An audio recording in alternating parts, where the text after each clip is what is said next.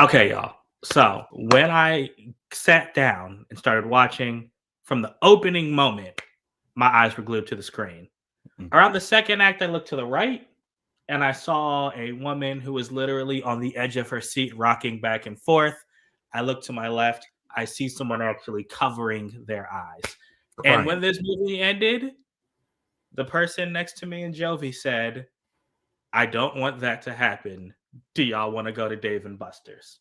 This movie was intense, and intense isn't even the right word. It was oh my gosh, it was so much.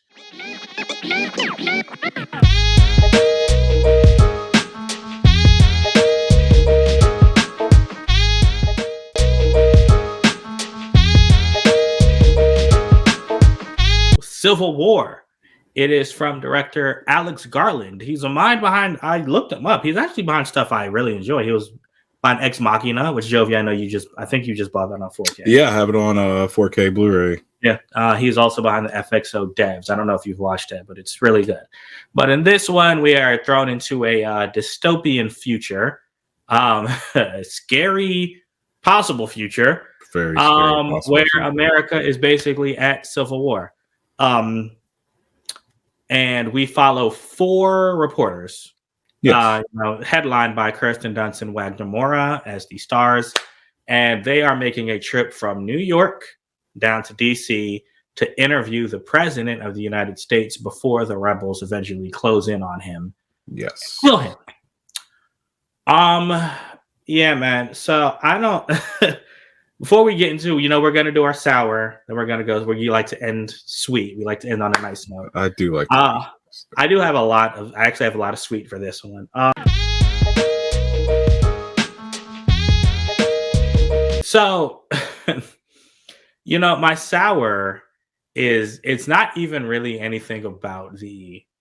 It's not about like something technical with the movie, like the plot or the pacing or camera work or sound work, which is all excellent. This is really just a Sam thing. So this movie, we have the Civil War. The Civil War is between what they call the Western Front, which is the states of Texas and California have decided to secede from the United States, and they have gathered a whole lot of support across the country, and they are fighting against the government, who is headed by the the then president of the United States.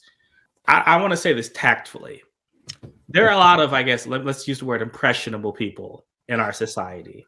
Very much so. And yes, and this movie, like I said in the open, after this movie, there was a dude literally next to us who was like, "I that scared me. I don't want that to happen." Yeah, we did not know this guy. We didn't know who he was. He was like, "Let's all be friends. Let's go to Dave and Buster's and all that stuff."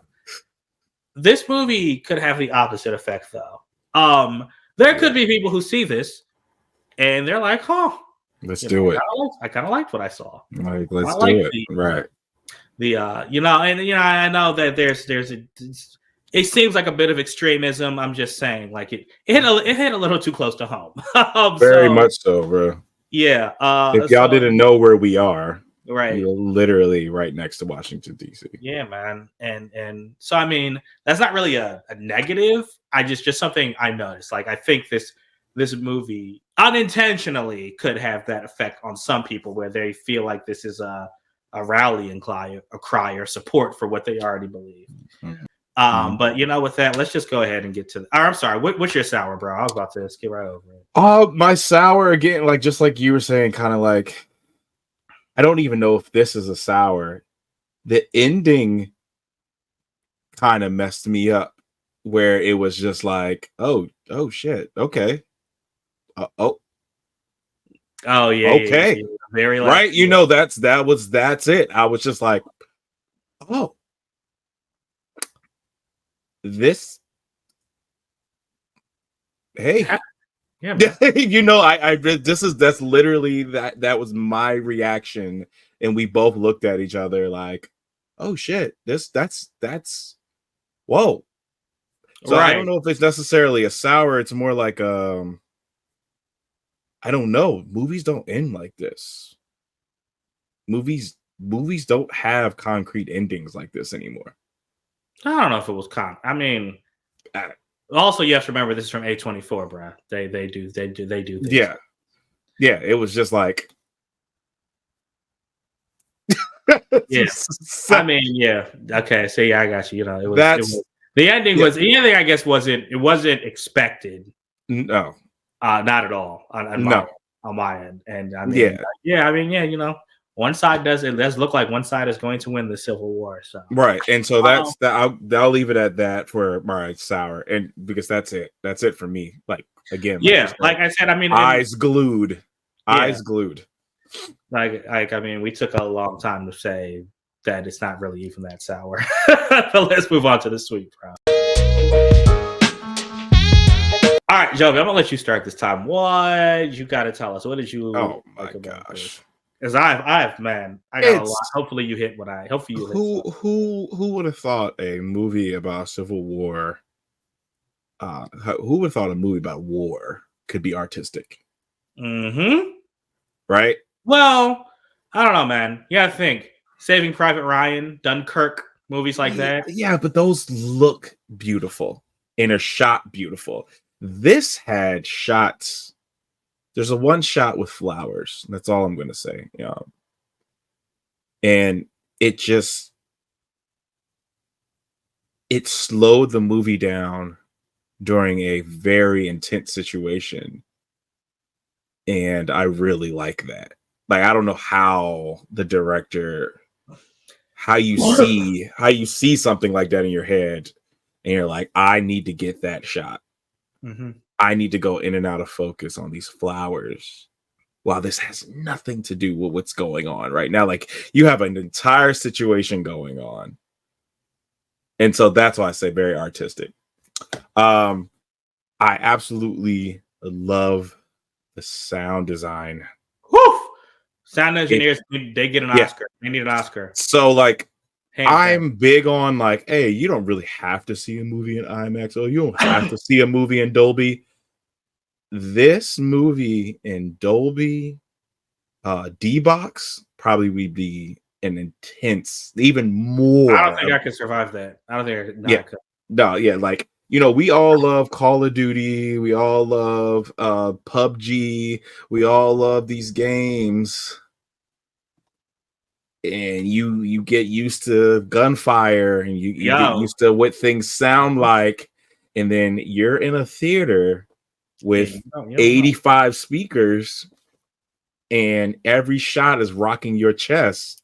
Bruh, like, I feel like those had to be real guns they were using, man. Yeah. Like, so, and to your point, everyone, I'm sure whoever's watching this, you've heard a gunshot today. Whether it's in a video game or a TV show or a cartoon or, you know, some clip you've watched on social media, you've heard some sort of gunshot.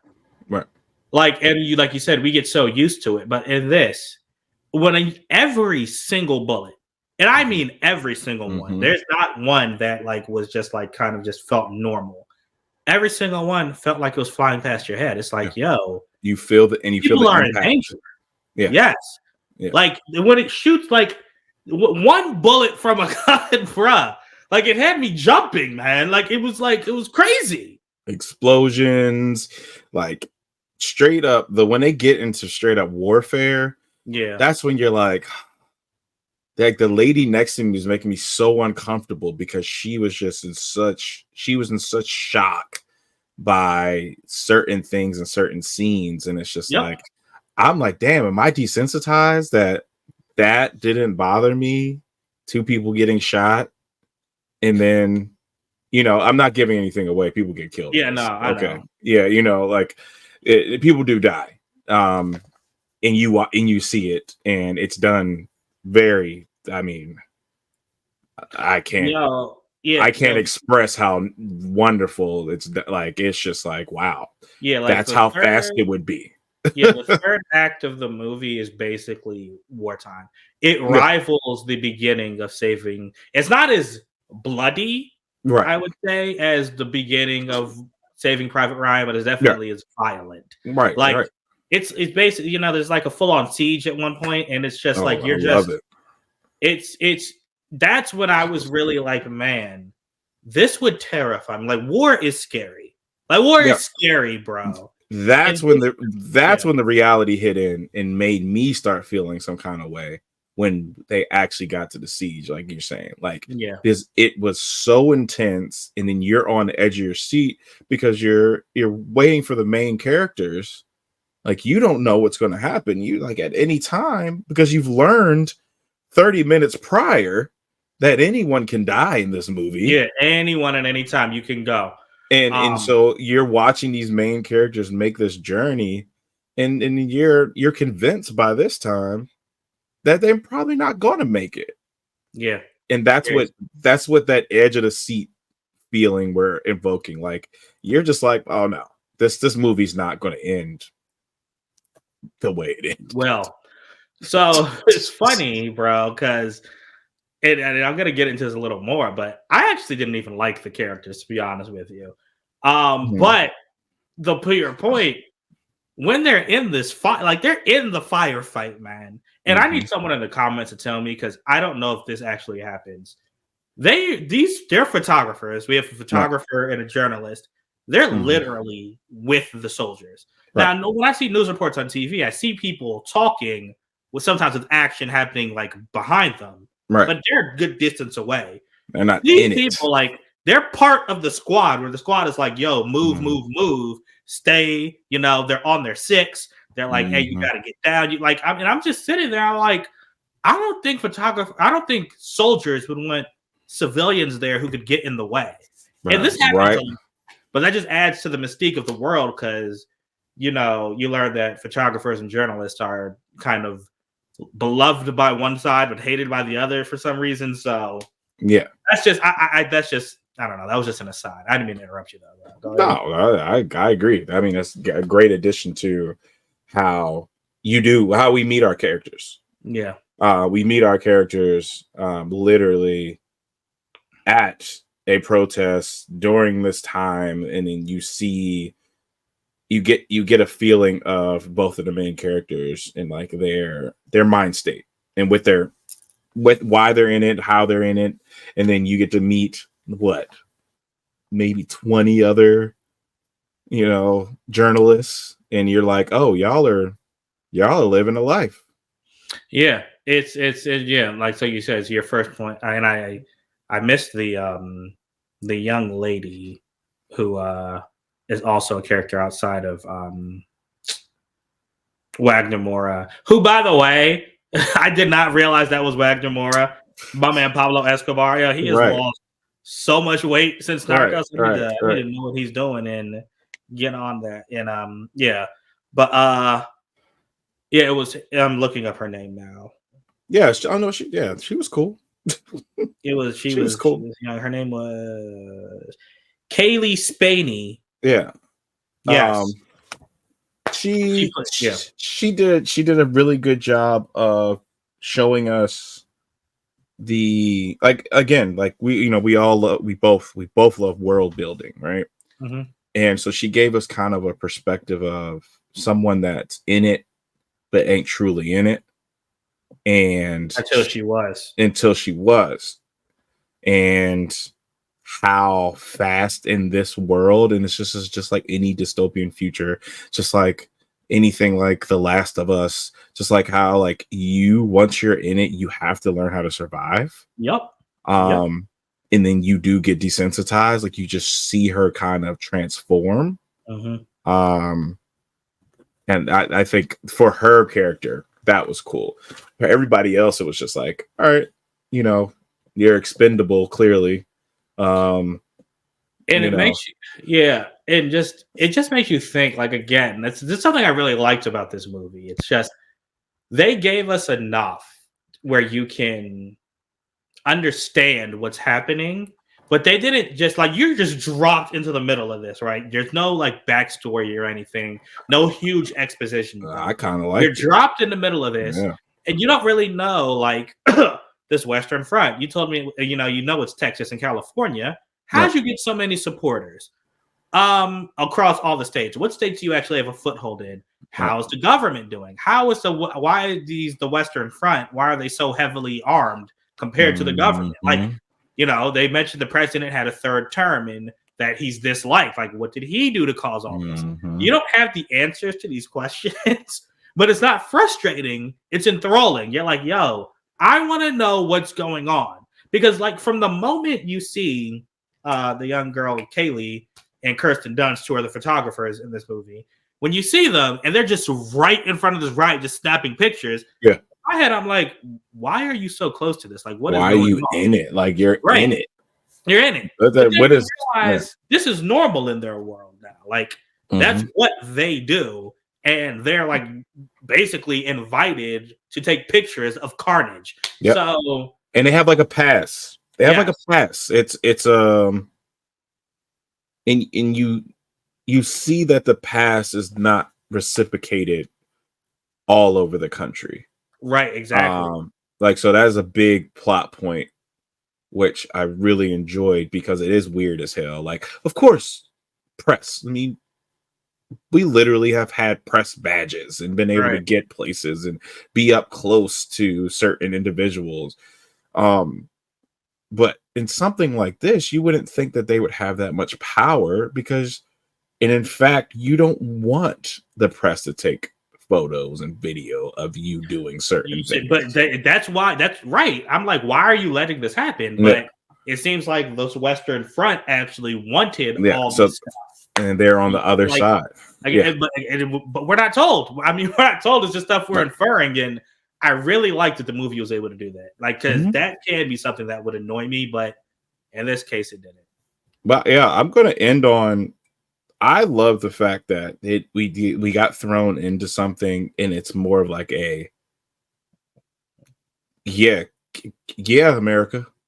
Yeah. Like it's thrown in our face in a, yeah, this is real. This is what if you keep continuing, because literally this has been talked about in reality that California doesn't want to be with us. Texas doesn't want to be with us. And there is a lot of people in this country that would be down to help take it over, take it back from the government. And so, like, I love that somebody created a piece that is like, this is it. Here you go. Here's a literal picture. And it's a little, once y'all see the movie, comment down. So that is part of the film. There are still shots.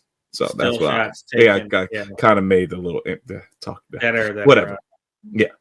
That are they're hard to watch. And you're right, it's a scary reality. There's a scary possible reality, you know. This ain't like when I'm watching a superhero movie where I'm like, oh, this is never gonna happen to me. Like, this train is like, yo, I'm legit scared. So I'm gonna add a couple things. I'm not gonna, you got on the sound. I think we've explained we like the story. Like, I mean, it's really basic. You have to survive from New York to DC, get through all the obstacles. I really, so here's the thing. I didn't like the main characters, like I said. Yeah. But what really is interesting to me is as the movie progressed, like, because in my head, I'm like, okay, I don't want them to die. Like, they're not like jerks, but the way they're just so callously taking these pictures, the way they just walk over dead bodies, they see bodies hanging and they're like, oh, can you move the body over so I can get a better picture of it? Right. Like, stuff like that. I'm just like, yo, go kick rocks, man. But I mean, I didn't want them to, that's not enough for me to want them to die. Yeah, the perish. Right. But I'm like, yo, why don't I like these people? And as the movie progressed, and I realized what exactly who we were watching, I should say. And you know, like we understand more about them. Right. Then I was like, oh, maybe I'm not supposed to like them. Right. But that's because my mind is tailored a certain way.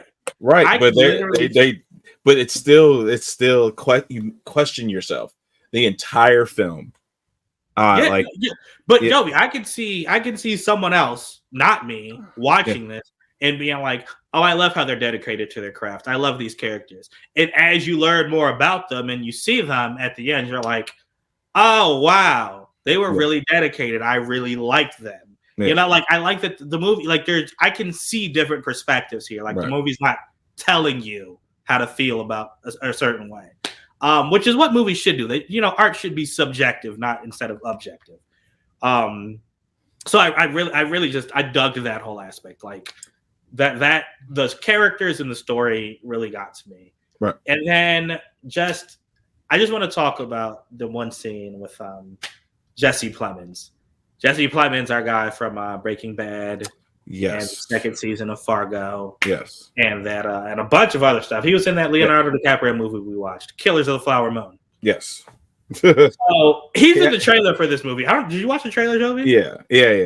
So he's the he one. Is great. He is great for those good 15-minute scenes. Yeah, so he's in this scene. Yeah, and like if you see the trailer, he's basically our characters meet him, and they're trying to get past like this checkpoint.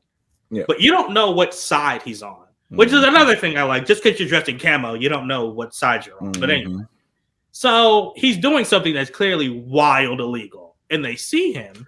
And they're like, yo, we're just trying to pass. We're just Americans. And his response is, what kind of American are you? What kind of American are you? In his tone and how direct and calm he was while doing something so horrific, that right there is what, like, Jovi, this was the scene for me that made me really, really, really get into this movie. Because, again, I didn't like them, but this is the first time I thought they were going to die. Because obviously in this world, through context, don't just go walking around anywhere, right? Like, no, and don't be asking questions, and don't be, right. But we hadn't people. actually seen danger outside of like designated war zones. This was the first time they were just like just moving around, and this happened. So we're scared for him, and he's like, "What kind of American are you? Like, where are you from?" And Jovi, I swear, I don't know if I said this. I don't know if you heard me, but when he was asking what state you're from or where you're from in the country, I was like, just say Texas. Just say Texas. Then the dude said Florida, and he just stared at him. He was like, oh, Central America. Then he moves his gun to the girl and goes, where are you from? And she's like, Missouri. He's like, Missouri. That's America. And the way this scene ends, I leaned over in my chair. I was like, I was just thinking, I was saying to myself, yo, you're gonna be okay. You're gonna be okay. Right. Like being in that situation would be freaking insane. We can gush. We love the plot. We love the sound. We love the art. We love the cinematography. Right. You'll see it. I'm gonna give this one legit. This change a 4.5 out of 5 for me, man. It's legit. Yes, 4.5 for me. Just because I will never watch this again. You won't. I don't know. I don't think I'll ever watch it again. And that is not a fault. It is not a fault to this. No, it's legit terrifying. Yeah, it is.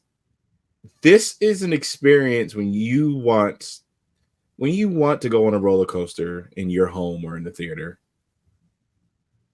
Take a ride. Because that's what this is. I don't think that I could sit through it again, especially knowing the ending. That it won't give me the same. I don't know if it could ever give me that same feeling. Now, that siege scene, probably. The scene when they get when they run into Homeboy and ask about where they're from. Yeah. Probably. But everything else, I'm gonna be like, all right. I mean, granted, the sound design still is amazing, so I would probably love to hear those gunshots coming through my speakers at home. Right? Yeah. I think that would be worth it there. I mean, this is one I think I could watch again with someone else. I don't know if I would watch it by myself. Right? Yeah, there's not something I could sit through and watch again by myself, but I would love to watch it. Okay, I'll take that. I would love to watch it with somebody and see their expressions. Yeah, seriously, y'all. Let us know what you think about this one. Seriously, this movie. Yeah, we got to talk about this. We really have to we have to talk about it with our community. Let us know, because we could be just in our fields and y'all could be like, oh, that wasn't that bad. You could be the people that are so desensitized and are, on a different side. No, like, yeah, man, and it's great. It's like it's funny. I was just thinking how real this is. Like, just think about it. It's basically like like there's so much division right now, bruh. Like you could walk, no matter what city you're in. You walk to your city center, you'll find someone who disagrees with you for some reason about something. There's someone who hates something that you like. And it's just, if that comes to a head, you get civil war. Like it is very possible for this to happen in our country, and it is way too close to home for us. So I think we may have a different feeling because we're not in Missouri, we're not in Utah, we're not away from it. Like if it happens, they would literally shut down. I mean, you're even closer than I am. You're 20 minutes, literally not even 20 minutes, 15 minutes from the DC line. I'm about 20 minutes from the DC line. And it's just like they would shut down our life if this really happened. You're right. I mean, maybe that's why I felt so strongly. Because as they get closer and closer to DC, like homeboy was talking to us, like 500 miles from DC, literally went like, past where we were watching the movie. So man, but that's it, y'all. Thank you for sending through this review. Excuse me. Civil War, when you go see it, like Jovi said, tell us right down there in the comments what you think. We appreciate you guys, and until next time, we out. Deuces.